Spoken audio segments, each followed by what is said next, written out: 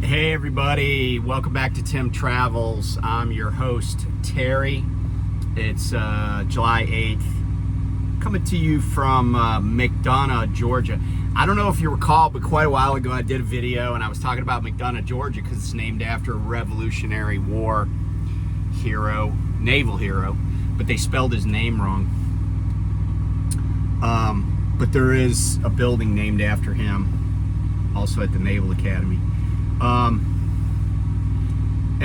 And speaking of naval heroes, I went through Farragut, Tennessee the other day, which is named after David Farragut, Civil War admiral. Actually, the first admiral in the Navy, because up until that point we didn't have admirals. We just had, the highest you could be was a commodore. So, yeah, kind of cool. Okay, so I did a live yesterday and I did enjoy it. I got a lot of comments on it, and I kind of struck on a theme about trucking companies and how they treat people, but here's the thing that's probably more important. It's not just trucking companies. Like, American workers generally are treated like crap, and it's a problem because it impacts our economic security, and it impacts our national security. I mean, a lot of, like, the military's having trouble recruiting, and it's so funny because I was getting my truck worked on out in Kansas one day, and I don't even know how the subject came up, but I mentioned that the military is having trouble recruiting, and this guy was like, oh, well, look who's in the White House. I'm like, oh, really? I said, do you know what the recruiting numbers were during the Trump administration? Well, no. I said, do you think that every volunteer fire company in America has more than enough people to ride the apparatus? Well, no. I said, yeah, it's not the fact that Biden's in the White House. I mean, and by the way, anybody who says, oh, I'm not going in the military because there's I don't like the guy in the White House, well, then don't go in the military, because you're never going to like them all if you're around for very long. And your job in the military is to just carry out the violent part of U.S. foreign policy. So, I thought about, like, why is it that people won't volunteer for, forget about the military for a second. Why don't people want to be volunteer firefighters? Why don't people want to work for companies? And the truth of the matter is that we've reached this point where it's expensive to live in this country, and I don't think that a lot of people understand why it's expensive to live in this country, and how really the government, regardless of who's in power, the government doesn't have a lot of impact on that. What drives a lot of the economy is the housing market. And as the housing market goes, so tends to go the U.S. economy, because we are a consumer-driven economy. But in some places, because of speculation and super wealthy people, housing prices have just gone through the roof. I mean, the county with, and I'm pretty sure I'm right about this because I just read it today, the county with the greatest economic or wealth disparity in America, where would you think that was? Well, I was a little surprised to learn that it's the county, and I don't know if it's Sublette County, maybe somebody that's from Wyoming could tell me, but it's the county where Jackson Hole, Wyoming is located. That's the county. Well, it's not like there were like ranchers and like really poor people. No, it's really rich people have poured into places like that, like places like Bozeman, Montana, and Sun Valley, Idaho, and we're all over the place. and driven housing prices through the roof, and have created this market for the wealthy. And so all the people that do stuff like pick up trash, or I don't know, work at the fire company that might be partially or all volunteer, you know, they're getting pushed out. They can't even afford to stay in the town that they maybe grew up in. And it should not be underestimated how devastating the impact is of exceeding wealth. And, you know, capitalism has its place, but I think in this country, and maybe in a lot of the Western world, but definitely in this country, have reached a point where capitalism is basically destroying us from within. And, you know, some of the examples are that, you know, look at the billionaires that want to like just own everything. They want to control the media. Jeff Bezos owns the Washington Post. Why the hell does a guy that is a bookseller and a guy that sells widgets in e-commerce, why does he want to control the media? And you know, Amazon also controls huge computer assets and data assets and stuff. Why does a guy who started a company for basically moving money, who then decides to start an electric car company, why does he want to own a social media company that he bought probably in a horrible deal?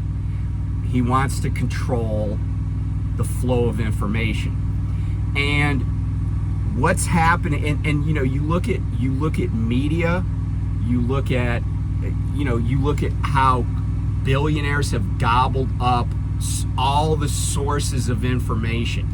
Like, YouTube is fairly egalitarian, but it's not without its limits. And the thing is that when you control the flow of information, you know, like Francis Bacon said, knowledge is power. And when you control the flow of information and control how people think, when you then control how they act. And, you know, I've seen bumper stickers all over the years about, you know, people are like, I don't believe the liberal media. And I always thought to myself, why would you just say the liberal media? Why would you say you believe? So I guess the premise or the corollary to that is they believe the conservative media. But I want to get, you know, I can find examples every single day of the conservative media,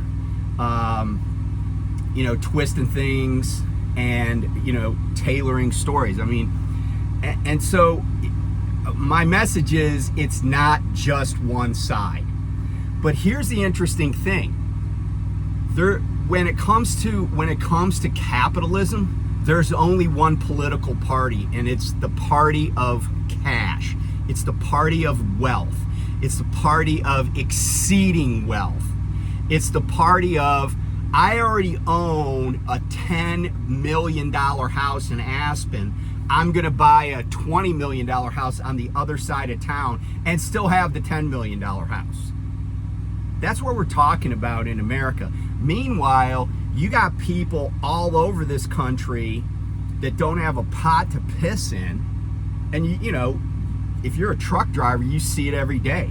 I mean, I drive by places, honestly, I wouldn't let my dog go in. I'd be like, no, B, the floor's probably going to collapse in that mobile home that was put there in 1967. I mean, look at mobile homes, right? Like, look at manufactured housing. Manufactured housing is ubiquitous in this country, and in certain parts of the country, it's just, you know, it's just everywhere. You know, trailer park after trailer park after trailer park. And even when somebody owns a piece of land, they don't own a stick-built house. They own some aluminum siding that came on wheels, and somebody bolted it together, right? And in a lot of states, that's not even considered real property, by the way, which is totally, that's like a legal thing. In fact, I know this because I owned a trailer. My wife and I owned a mobile home when I was in the Navy. And when I retired and left the naval station after I got out of law school, I had to take it with me. They were like, yeah, we're closing the trailer. Like the Navy didn't even want a trailer park on its property. They're like, yeah, we're closing the trailer park. And so we had to take the trailer, but when we paid it off, we got a car title. We got a title from the Motor Vehicle Administration. So, it's like, yeah, we owned a home, but we really didn't. There's no way to create wealth. They're depreciating assets. And we did okay on the deal because we took over payments. But my point is that that's a symptom of, that's a symptom of America that you don't really see in a lot of other places around the world. It's just more evidence to me of how regular folks aren't just doing that well. They just aren't doing well at all. I was talking to Lyle, my good friend Lyle, over at No Hippie Trucking and Transportation, and I was telling him, my dad was totally blue collar, right? My dad worked on the railroad, did different stuff. When I was a kid, like from the time I was 0 to the time I was 18, and I went in the Navy, never once, not for one day of that 18 plus years did I live with my, in my family, did we live in a place that was rented. We never lived in an apartment. We never rented a house. In other words, my parents, my blue collar parents, and by the way, my mom often didn't work. Sometimes she worked, like later as my brother and I got older, she drove a school bus and stuff. And my mom didn't even graduate from high school. And my parents, on just my dad's income, always could get a mortgage. And this is back when interest rates were like crazy high. And by the way, I'll tell you how old I was. When I bought my first house in 1986, let me see, I was like 23, 24. Our interest rate was like 10.5%, and it was not subprime. And that was just normal. That was during the Reagan administration. But who, by the way, I voted for twice. Okay, so my thinking on this is there needs to be an accounting. The extraordinary wealth there, I don't have a problem with people making lots of money. I really don't. What I have a problem with is the fact that the wealthiest people in this country contribute the least to the common good. And it's funny, somebody that watches the channel all the time, and they've always been very supportive. They made a comment today because I was talking about the presidential election yesterday, and they said, hey, they're like, I just can't vote Democratic this year. I'm a small business owner and stuff like that. And I said, I understand that, but when a Republican says a small business owner, they're talking about Robert Lowe, okay? Because what a lot of people don't realize is that small businesses are often considered 500 employees or less. So yeah, if there's a, like as an example, there's a Chinese restaurant, a very good one actually, up the street from my house. And they only have carryout. And there's an Asian, everybody that works there is Asian, right? It's a family. And probably 5 or 6 of them work there. And the younger kids, when they're home from school or they're off of school, they work the counter and stuff. That's a small business. That's a small business that I'm like, yeah, I got this order of Chinese food, here's $50, right? But they could have 100 times more employees than not 100, 50 times more employees than they have. The owner could be a multi-millionaire, like worth $100 million, and they would still be a small business. They'd be job creators. Well, here's the newsflash. Almost everybody in America is employed in a small business. And so, like, when you have a trucking company where they have, like, say 100 trucks and the owner's a millionaire, that's still a small business. But that person in many cases is really getting an extraordinary amount of money in labor for what they're paying their workers. And the other part of that is that in this industry, in trucking, and I know I'm kind of like bouncing around here, but I'm trying to set the stage for stuff that I'm going to talk about in other videos. But in trucking, like, there's this idea that, oh, you can't abandon a truck because they'll blacklist you, blackball you, whatever you want to say. Well, why is that even a thing? Well, it's a thing because there's this tacit conspiracy to punish anybody that doesn't get in line. And I'll use myself as an example. On not one occasion, but 2 occasions, I was called on the carpet at Prime because of videos I made. Now, the interesting thing about both the videos that Prime had, heartburn about, was that, I wasn't saying anything that wasn't true. Because I don't have to dabble in falsity. I don't have to be a purveyor of lies, okay? I don't have to obfuscate to make a point. The truth is what the truth is, and the truth is often very ugly for a lot of these trucking companies. They treat other human beings, truck drivers, who are their bread and butter, and in many cases are really the only profit centers at these trucking companies. They treat drivers like crap, okay? And even the companies that are good companies, they treat drivers like crap. And let me just illustrate that for a second. I had a person that was working for me when I had my law firm, and their supervisor came to me and they said, so-and-so is just not getting it. Not that they were a bad person, not that they were lazy, they didn't show up late for work, they just weren't connecting the dots. And that's okay, right? Because sometimes not everybody is good at everything. But, I said, well, can we train them more? Is there something we can do to remediate this? And, the supervisor was like, yeah, I'll try. I said, okay, let's talk again at the end of the month, right? Talk again, and the supervisor's like, look, they're still making these mistakes. And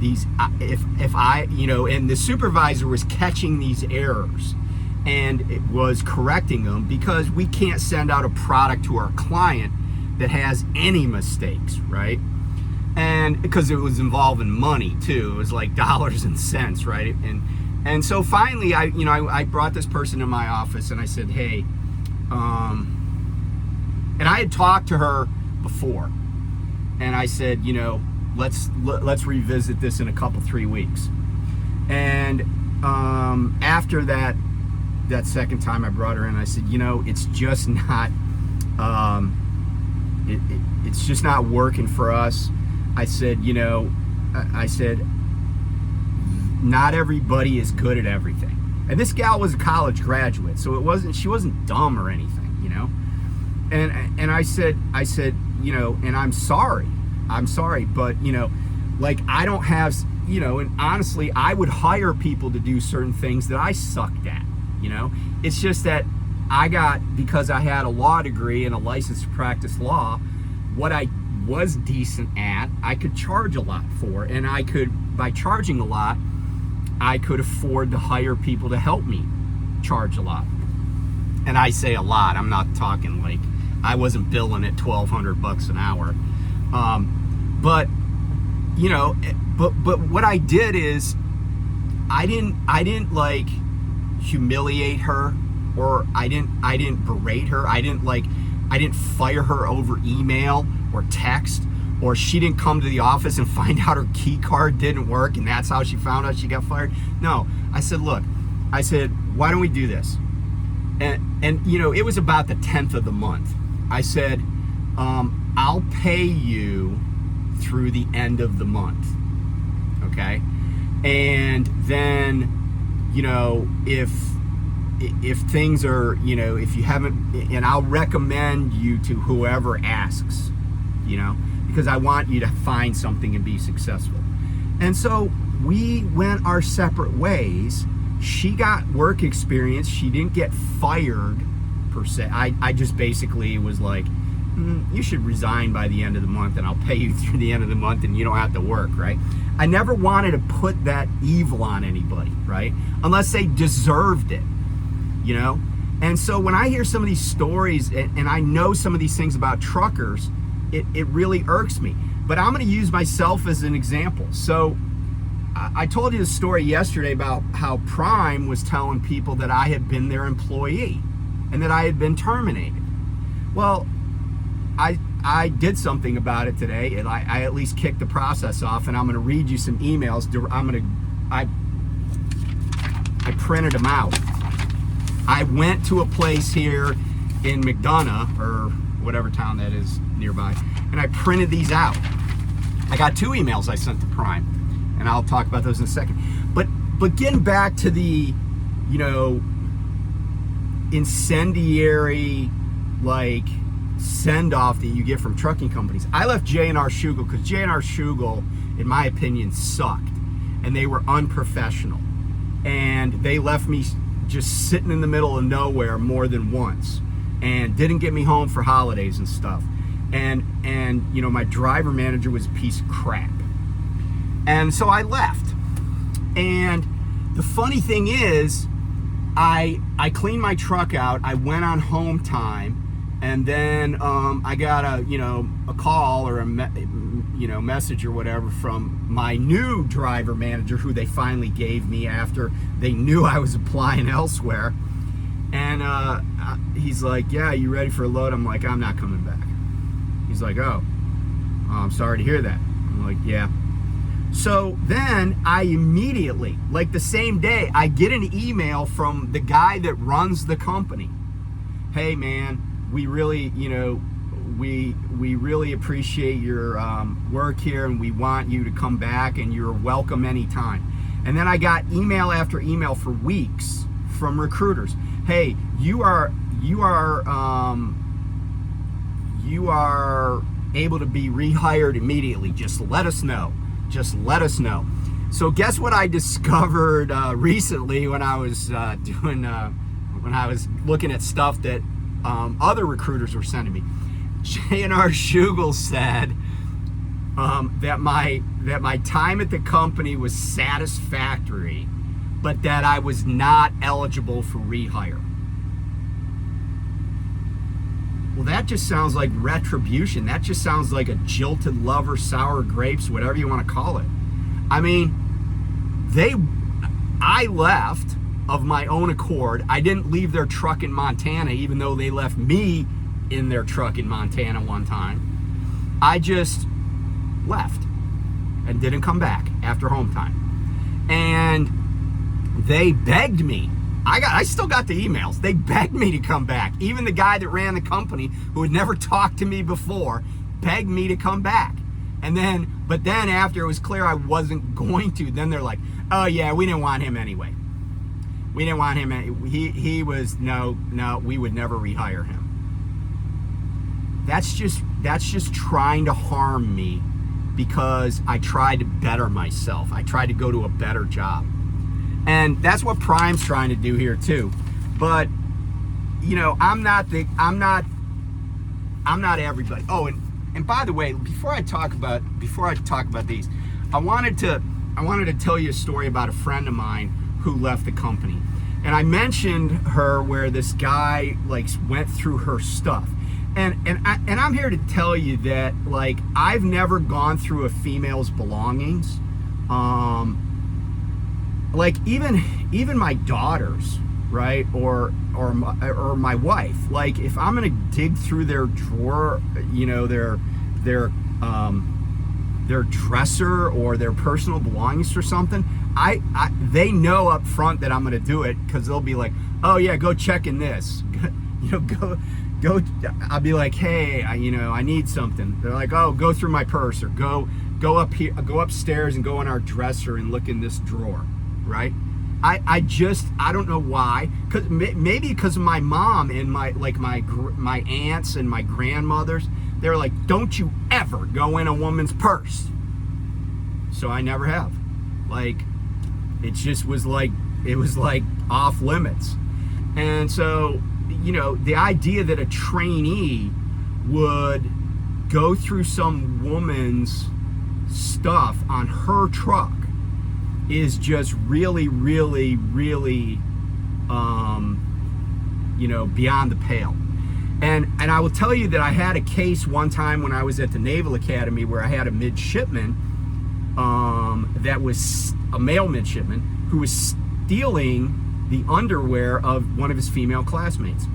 And you know, if you've never been to the Naval Academy is based a lot on like trust and honesty and how midshipmen conduct themselves. So nobody's room is locked.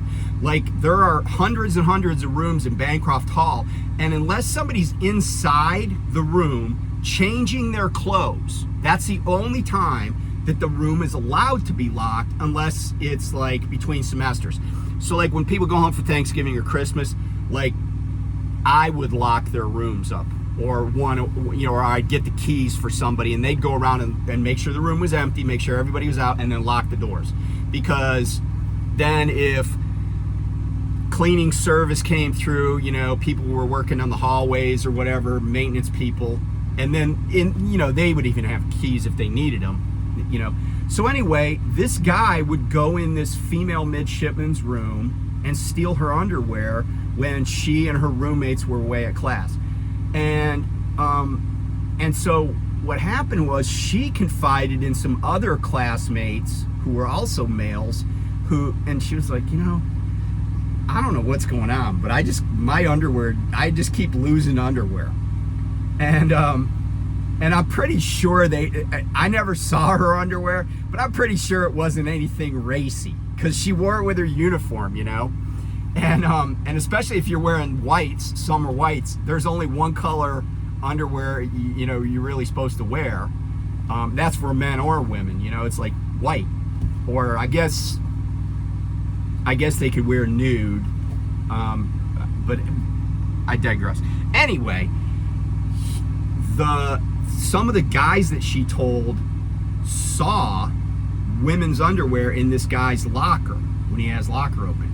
They put two and two together, and then they were about ready to like kill this dude, and over this breach of trust, and over, you know, victimizing their friend. And they came to me, and we moved him out of the company for his own safety. And it was such a big deal. Like, it was such a stigma on him that he actually changed his warfare specialty when he graduated, so he didn't have to see either of these guys. Because one of the guys that was going to kill him has been a SEAL. He's out of the Navy now.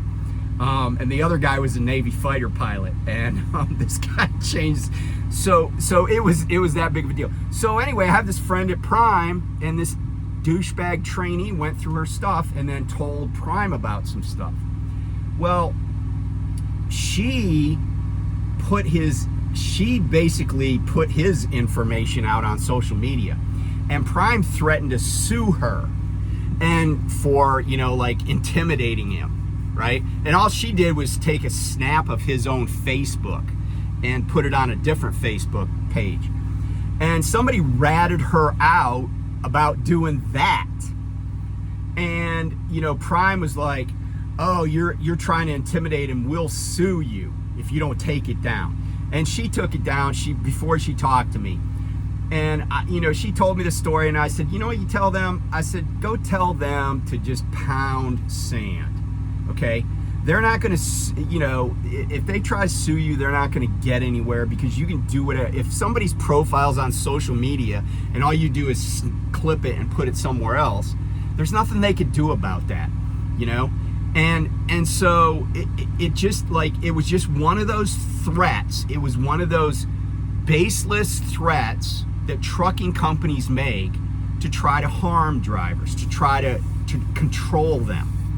And it's like I was telling you about the $500 deposit.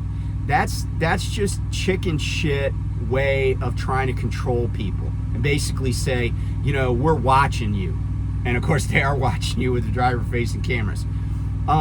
So with that in mind, if some trucking company says, oh, well, we'll do this. And by the way, there's a lot of people in trucking that they run scared. They're like, ooh, if you do that, you'll get X. And I'm like, really? Who told you that? That's not the law, And I had a professor in undergrad. He was a lawyer, and I had him for undergraduate business law. And he said, he used to have this saying. He said, you could sue the Bishop of Boston for bastardry, but will you win? And what he meant was, anybody can sue anybody, but it's And yeah, you don't want to have to deal with a lawsuit maybe, but I've been sued a bunch of times. It's not that big of a deal a lot of times. You go to court, maybe you get it thrown out, you counter sue, it's not that big of a deal. But sometimes people have a good reason to spring a suit. And so let me just read you a couple of emails. I'm gonna do the first one is actually the shorter of the two. So when I left Prime, or when our entity terminated the contract, we were told that we were in good standing. We could continue to lease with Success if we wanted. I'm like, okay. But then I turned to trucking. So then later on, and keep in mind, let me turn this light on. The sun's kind of going, well, it's behind a building, but it's also kind of cloudy. So I was not a party personally. Me personally, I wasn't a party to the lease agreement or to the contract with Prime. Our entity was, and like I said yesterday, right? Me personally, that's me. The company, that's the company. They're two different things. There's a wall between them, right? There's a corporate veil, as it's called, between them. And so this guy sends me an email, and he's from the credit department, and his name is I'll tell you his name. His name is Brian Coleman. And Brian sends me this email a while back, and he says, hey, you owe us this money, pay us. How do you want to pay it? And I was like, I don't owe you any money. I don't have any contract with Prime. And then I did send him a thing showing that there was a huge balance in the tire fund. There was a huge balance that they had held back, right? Because the end of lease bonus is not really a bonus, it's your money. It's this money they held back. I'm like, hey, you got all the money you're gonna get out of me or out of my entity. I said, but don't come to me, go to the entity, right? So the entity has its own email address, it has its own EIN, all that stuff. Go to them for the money if you really want to try to get it. Well, I guess he sent a letter to the entity, but my wife will deal with that. But then he sent me another thing called second notice of payment demand. And so this time I was like, dude, I was kind of nice about it the first time. I'm like, you don't have a contract with me. You're not going to collect from me. You're not even going to tell me that you want to collect from me, because I'm not going to put up with that kind of harassment. And so he sent this thing said second notice, right? And so I responded to that email, and I said, and I'm reading verbatim what I wrote to him. I said, here's Prime's second and final notice. Prime has no contractual privity with me. None. I know you went to Southwest Missouri State, but even you should be able to understand that, Mr. Coleman. Please also understand this. You and Prime are in violation of the Fair Debt Collection Practices Act, and this will be your only warning to cease this tortious conduct. Failure to do so will result in a federal suit against Prime and against you personally. In my previous life, I litigated hundreds of collection and foreclosure cases and will have no problem having the slimiest process server I can find in Missouri show up unannounced at your house, your table while you're dining out, at your church during services, or in the checkout line at Walmart and serve you with a federal complaint. Additionally, be advised that any violation of the Fair Credit Reporting Act will result in the same action. And, you know, here's the thing. I'm a reasonable guy. I always like that line from A Few Good Men where Jack Nicholson, right? Colonel, what was his name? Nathan. Oh man, I can't remember the last name of the character, but he goes, man, you know, mate. He's sitting out there with Tom Cruise and Demi Moore, and he's like, you know, they're at the veranda at the officers' club, and he's like, oh, maybe it's the heat, but you guys are pissing. Basically, he's like, maybe it's the heat, but you guys are pissing me off.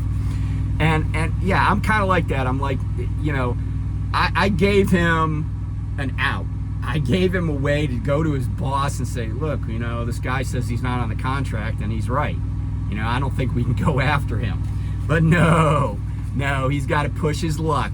He works for Prime, and they're like the be-all, end-all, and they're the emperors, and they control the narrative. Well, that's not really true. And so, in accordance with that, I also sent a detailed email, which I'll read you, to some people that were in kind of like the chain of command, operational chain of command, when I was at Prime, about the fact that I'm being reported as having been an employee and having been terminated. And so this is what I said. And I sent this to James Ely, or he goes by Jamie, James Wyckoff, who was my fleet manager, and Stan Allman. And you know who Stan is.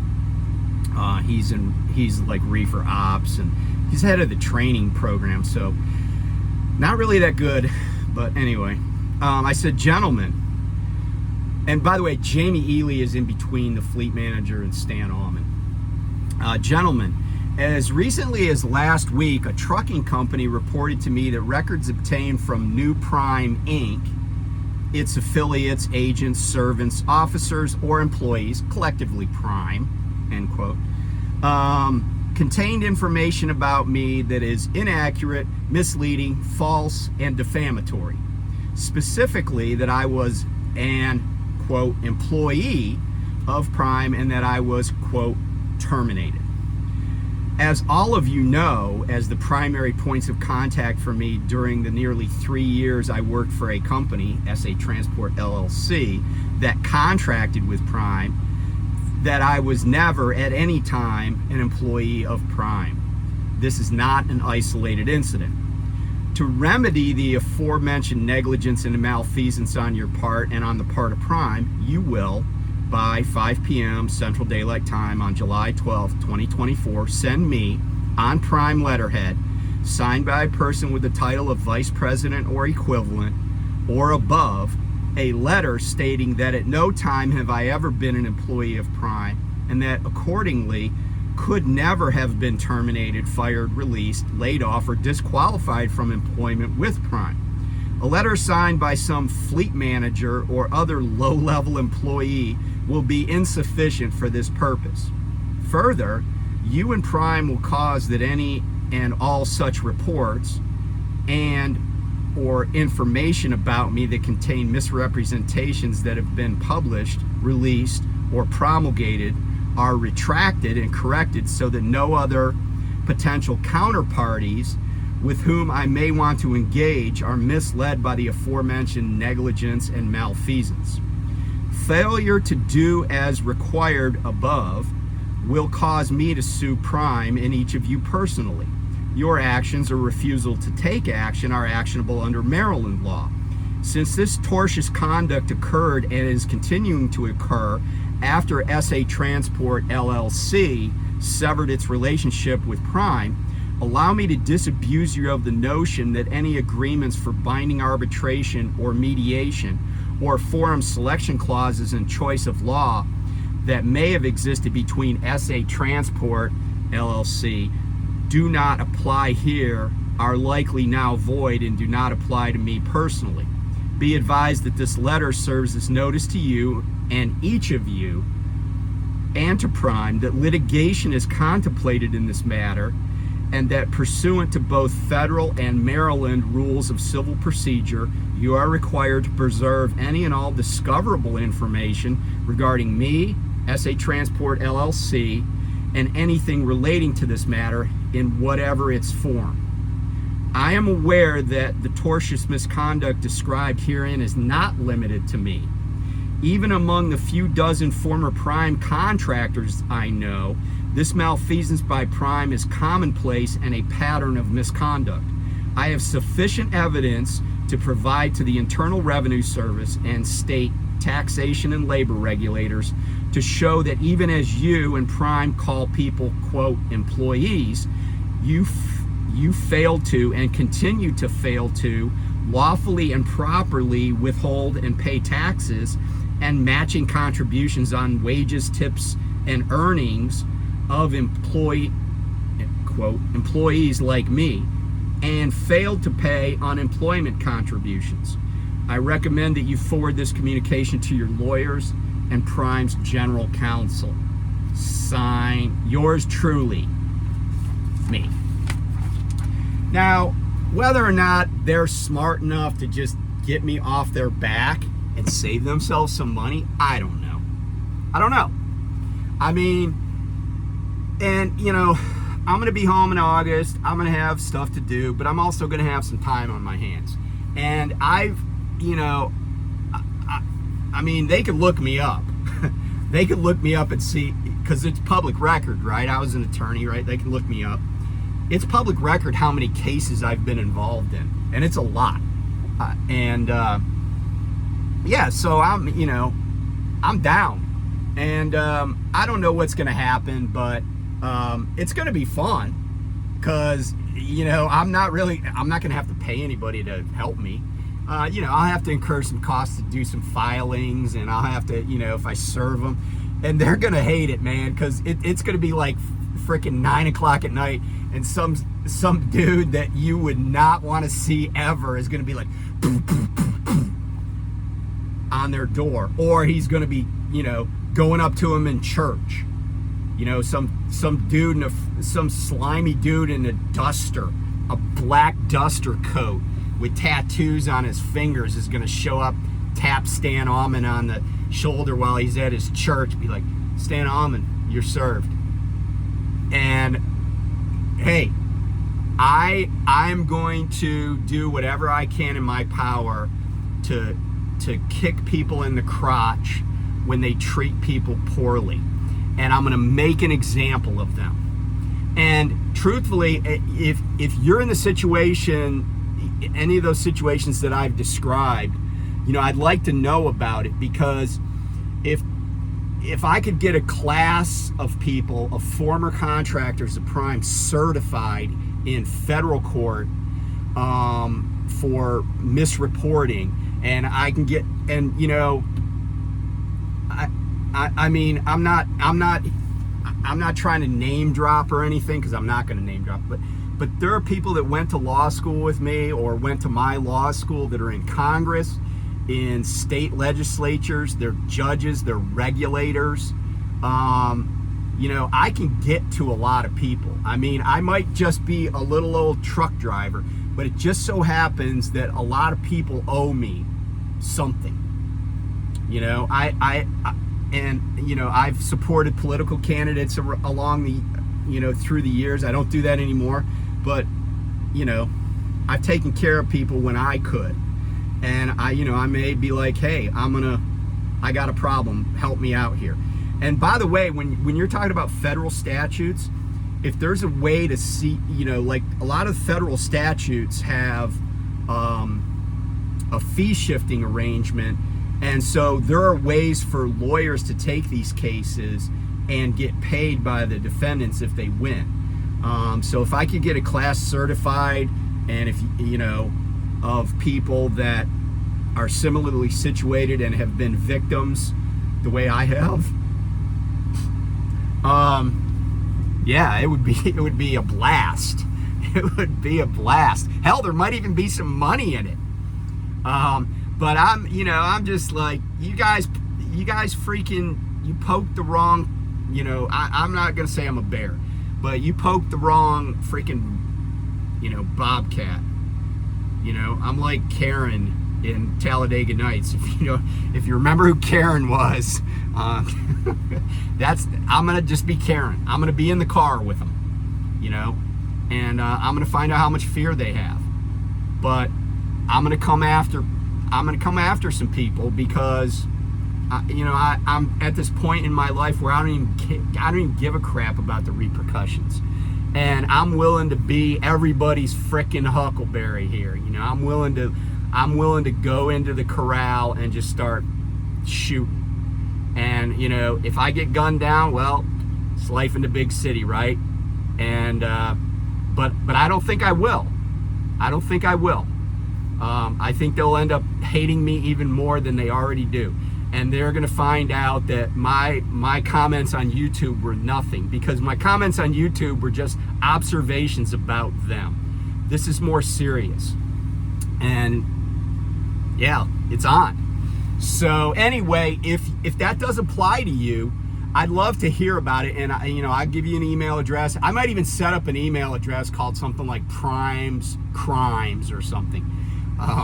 Even though defamation's not really a crime, it's a tort. But Primes Crimes sounds pretty cool.